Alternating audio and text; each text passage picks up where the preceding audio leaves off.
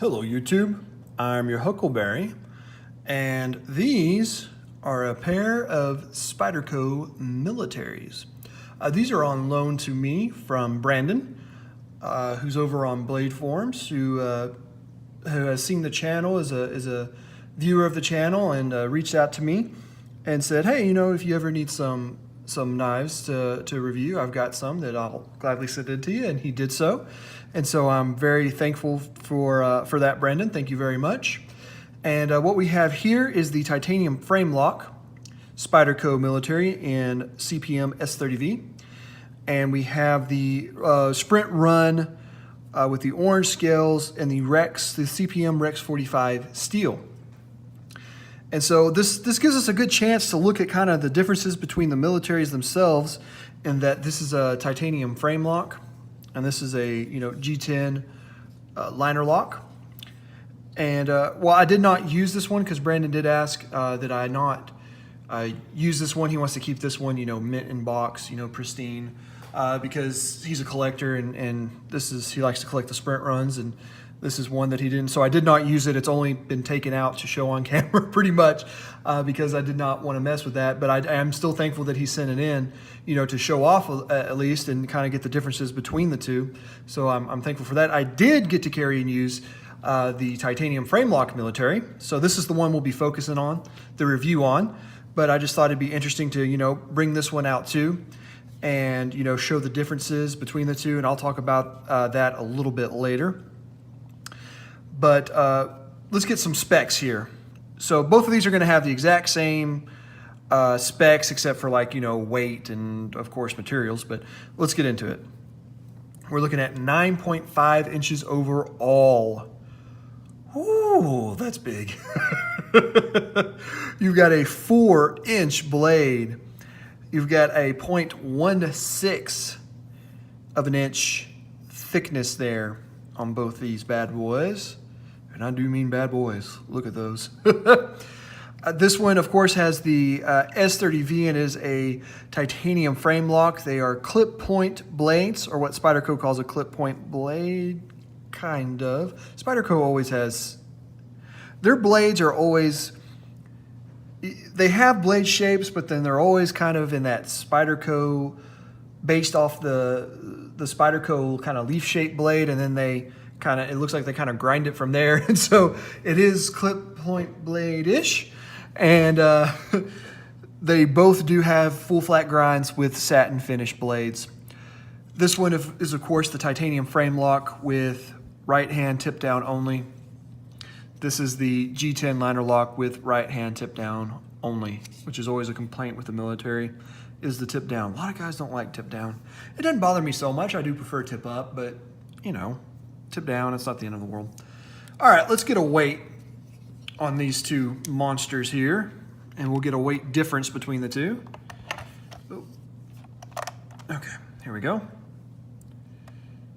All right, and for the G10 liner lock version, you're looking at about 4 ounces, so not a bad weight at all, considering it's a 4-inch blade. And on the titanium frame lock, we're looking at 6 ounces, so a full 2 ounces heavier for the titanium frame lock as opposed to the G10 liner lock version. So there you go. Let's do some size comparisons, and we'll just pull this one out for size comparisons. And here it is against the full size or large Benchmade Griptilian, and it is quite a bit larger than the Benchmade Griptilian. This is going to be quite a bit larger than anything I throw out here right now. But anyway, there's that. Here it is against the Kershaw Leak. So there you go. Definitely much larger than the Leak. And then here it is against the Spyderco PM2 and Para 3. So let's get them all lined up there. And definitely, I mean, the PM2 is no small knife, and this just kind of dwarfs it. The military kind of dwarfs it. It definitely a lot bigger than the Para 3 there. But there you go. There's you some size comparisons. Now, let's get into the pros and cons. And like I said, the review is mainly on the titanium frame lock version, so that's the only one I'm going to have on camera right now because that's the one that I did carry and use. So we're going to be talking about this one. The pros, here we go. The positives, the action. The action's really nice. It is smooth. It's got a really good detent. Snaps in there, flies out for a big 4-inch, pretty thick blade there. It flies out of there pretty good. I mean, can you just imagine? Just whip it. Anytime that you whip this out, you're gonna get some looks because we're almost pocket sword territory here. But man, I like a good pocket sword every once in a while.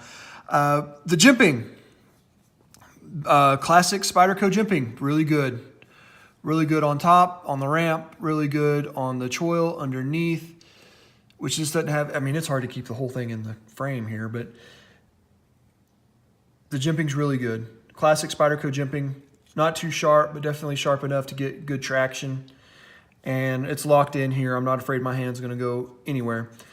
Here it is in my extra large hands, and it's, you know, an extra large knife. It's definitely a full grip plus, as you can see there, knife. And it's big even in my extra large hands. This is a big knife. It does have a nice lock bar insert there, so a stainless steel lock bar insert so that you don't get the titanium on hardened steel blade. And the reason they do that, just in case, I think I've explained it before, but who knows, there are probably a lot of people watching this video, this first video of mine they've ever seen. The reason that a lock bar insert is good, a stainless steel lock bar insert is good, is because titanium is softer than the hardened steel. And so when it's constantly hitting on that titanium, you can get lock stick. That's where a lot of lock stick will come from. If you got this softer material on this harder one, you'll get lock stick. And secondly, just over time of flicking it out over and over and over again, the titanium can definitely wear down to where you're getting lock slip. Now, it would take years and years and a lot of flicking open to get it to that point, but the hardened steel insert there, the stainless steel insert there, eliminates that. So that's always a good thing. It does also have an over travel stop. I don't think you'll be able to see it in there, but trust me, it's in there. There is an over travel stop that prevents it prevents that lock bar from overextending. And so that's I always appreciate an over travel stop and a lock bar insert for that matter. This is a heavy duty USA made knife. This was made in Golden, Colorado, USA Earth, which is always positive as opposed to the other USA that's not on Earth. But anyway, it's USA made, which is good. And this is just, I mean, it's a heavy duty folder. It's a heavy duty tactical folder. I mean, it's called the military because that's kind of what it's geared towards is the military and heavy duty use. And so, yes, if I was in a, hostile situation, this is definitely a knife that I would like to have on me. I'd like to have other self-defense options other than a knife, because a knife is not a very good self-defense option. If God forbid, you ever find yourself in that situation, a knife is a last resort option. It is not the first option. But anyway, first option is always to de-escalate and get out of there. That's what you should always do. But we know in the world that we live in, sometimes we can't. But this would be a knife that I would want on me in a bad situation because you got a lot of reach. Like I said, it's heavy duty. I am not afraid that this is going to fail on me in any way. It is a heavy duty knife. The fit and finish is very nice. We've got nice rounded edges anywhere, no hot spots in the hand. It feels good in hand. The ergonomics are good. And the overall fit and finish is just, as most Spydercos are, the fit and finish is good. It's good. The lock bar access is good. That's something that I always look for with my big old thumbs. is that I need good lock bar access, and this has it. It's got some, not really kind of jimping, but just, you know, it's got some scallops there to help give you a little more purchase and be able to push that out. And the lock bar access is good. As you can see when it's open like this, how much that lock bar sticks out there, which makes it easy to get in there. So I like that. And as I said, the ergonomics on it are good for my extra large hands. If you have smaller hands, maybe not for you. It's definitely going to be, I mean, it's big in my hands, guys. Look at this. Like I said, it's hard to keep it all on camera. I should have raised the camera up some, but if you got that much sticking out in my extra large hands, if you have smaller hands, you know, small to medium hands, this hands, this thing is going to be a beast. I mean, it's a beast for me. But anyway, maybe you just like big knives, and this, you know, this is a good option for you. The cons, there aren't many. The tip down only is always a bummer. Like I said, it's not a huge deal for me. You know, I don't mind it so much. I do prefer tip up. If I have the option, I will always take the tip up option. But you know, the fact that it's only tip down is not a deal breaker for me. It wouldn't keep me from owning one of these if I, you know, love the knife. It wouldn't keep me from owning it. We got the Spyderco spoon clip here, which is, you know, a good clip. But it is, you know, right hand tip down only, which is, you know, it is what it is. And really the only other con is that it's huge. I mean, so you just gotta, you know, and it's only going to be a con for some people, for people of certain hand sizes or something like that, or people who just don't want to carry huge knives. But anyway, I mean, that's going to be a pro for a lot of people too, is they want a huge knife, and this is definitely the knife for you. Just bringing the Rex 45 version back in. If I were going to buy a Spyderco military, I would go with the G10 liner lock version because I want to save the weight. I mean, 6 ounces that's about my threshold, is 6 ounces, you know, depending on the knife and the design and whatever. But this is 6 ounces is about where when I put it in my pocket, you kind of start to feel it pull down on the pocket a little bit, and that's the only time that it annoys me, is when it starts to pull down. This doesn't do that bad, but you can definitely feel it a little bit with the titanium version. The G10 version wouldn't be a problem at 4 ounces. 4 ounces is just fine. And 4 ounces is actually a good weight when you got a 4-inch blade. 4 ounces is pretty good on a knife that size.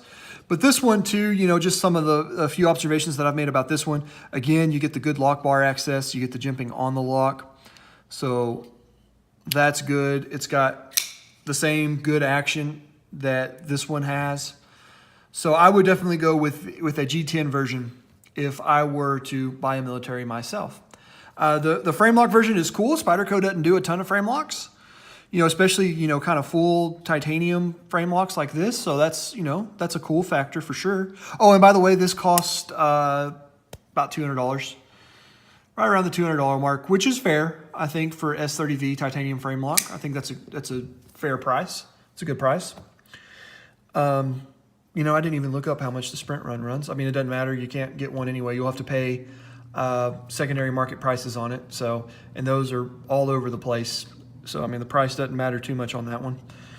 But anyway, so that's going to do it for this review, guys.